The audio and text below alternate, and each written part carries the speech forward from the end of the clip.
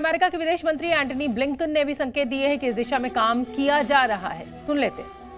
We have put in place, Egypt has put in place a lot of material support for people in Gaza, and Rafah will be open. We're putting in place with the United Nations, with Egypt, with Israel, with others, the mechanism by which to get the assistance in. और इसी बीच एक बड़ी खबर मिल रही है, हम आपको बता दें वो बड़ी खबर, इजरायल ने गाजा युद्ध विराम की खबर का खंडन कर दिया है और उसका असर उन हजारों गाजावासियों पर पड़ा है जो रफा बॉर्डर पार कर मिस्र जाने की उम्मीद में थे। अपने टीवी स्क्रीन पर आप इस समय देख सकते हैं, महिलाओं से लेकर नवजात बच्चे तक रफा बॉर्डर पर जुटे हुए हैं।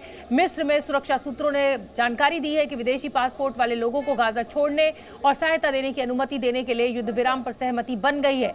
लेकिन इजरायली प्रधानमंत्री बेंजामिन नेतन्याहू के कार्यालय ने एक बयान में कहा है कि कोई संघर्ष विराम नहीं है। आप देख सकते हैं हजारों की संख्या में लोग इस समय मिस्र के बॉर्डर पर एकत्रित हो रहे हैं और ये सभी फिलिस्तीनी नागरिक हैं जो कि फिलिस्तीन को गाजा पट्टी को छोड़ना चाहते हैं।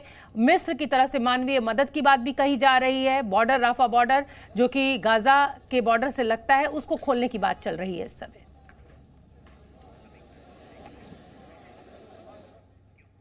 और चलिए अब आपको जंग से जुड़ी हुई 3 बड़ी खबरें दिखा देते हैं। इजरायल हमास युद्ध का 10वां दिन है, आप जानते ही हैं। इस जंग में अभी तक 4100 से ज्यादा लोगों की मौत हो चुकी है। इजरायल ने हमास के कई ठिकानों पर हमला किया है। वहीं हमास का कहना है कि वो जमीनी कार्रवाई के लिए तैयार है। लेबनान सीमा पर भड़के तनाव के मद्देनजर इजरायल ने बड़ी कार्रवाई की है। इजरायल ने 28 जगहों से अपने नागरिकों को निकाल लिया है। तो ये 3 तस्वीरें देखिए और अंदाजा लगाइए कि युद्ध कितना भीषण होता जा रहा है। हालांकि इस युद्ध की शुरुआत हमास की तरफ से की गई थी। इजरायल हमास युद्ध का आज 10वां दिन है। 4100 से ज्यादा जानें जा चुकी हैं। बहुत बड़ा आंकड़ा है ये।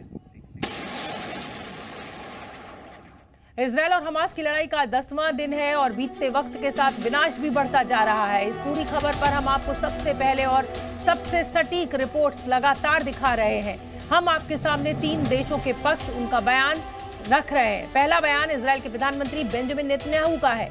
वो कह रहे हैं कि इजरायल हमास के टुकड़े टुकड़े कर कर ही दम लेगा। दूसरा बयान अमेरिका के राष्ट्रपति जो बाइडेन का है। वो कह रहे हैं कि अगर इजरायल गाजा पर दोबारा कब्जा करता है तो ये उसकी गलती होगी। वहीं तीसरा बयान ईरान के सुप्रीम लीडर आयतुल्लाह खामेनेई का है। खामेनेई का कहना है कि फिलिस्तीन और गाजा इस्लाम की ताकत का प्रतीक है। तो फिलिस्तीन और गाजा इस्लाम की ताकत का प्रतीक है। ये 3 बड़े नेता, तीनों के बयान आपके सामने। गाजा पर जंग अभी बाकी है। 4000 से ज्यादा लोगों की जान जा चुकी है, लेकिन कोई भी हालात को स्थिर करने में यकीन ही नहीं कर रहा है। तो खामेनेई जो कह रहे हैं उस बयान के मायने क्या हैं? वो ये कह रहे हैं कि इस्लाम का प्रतीक है फिलिस्तीन भी और गाजा भी। इजरायल की कार्रवाई का खुला विरोध किया जा रहा है खामेनेई के द्वारा। इजरायल को परोक्ष रूप से चेतावनी दी जा रही है खामेनेई की तरफ से। फिलिस्तीन के बहाने हमास को समर्थन सामने आ रहा है खामेनेई का। और ये कहा भी गया था शुरू में ही कि ईरान की साजिश है जिस तरीके से हमास ने हमला किया इजरायल के ऊपर। इस्लामी देशों से एकजुटता की अपील भी की जा रही है। हिंदी में संदेश से भारतीयों को भी संदेश देने की कोशिश की गई है। तो खामेनेई के बयान के क्या मायने हैं ये आपको हम समझा रहे हैं।